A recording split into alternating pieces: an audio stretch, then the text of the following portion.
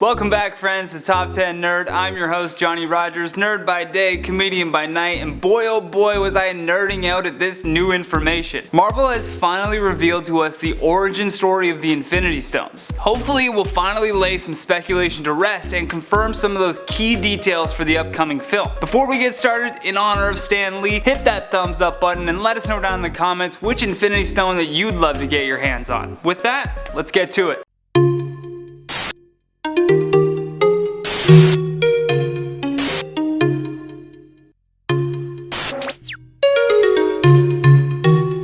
So far throughout the MCU, we've seen just how powerful the stones are individually, and in the Avengers Infinity War, we got a taste of just how strong they were combined. Over the course of their inception, the Avengers have fought to keep the Infinity Stones out of the hands of evil. It's because they understand that they bring great power, but who exactly in their right mind released them in the first place? Well, spoiler alert here, comic book fans, because in issue number 5 of the Infinity Wars, we finally understand much more about the Sacred Stones. When the comic book starts, we find that Gamora has returned and overthrown Thanos, except she's going by a much cooler alias known as Requiem. And when she gained control of the Infinity Stones, she folded the universe in half, trapping everyone in a warped world where nothing is as it once was. We then go inside of the Soul World, where Loki has recruited others to help him take down Gamora. However, while inside, they oddly come across a young Gamora playing with the Infinity Stones. Right there is where we get the first surprising look into another reality's Infinity Stones and the possibility for more. It's also a point where Loki tries to explain the oddity by just saying that Gamora must have copied them to other realms for safekeeping. However,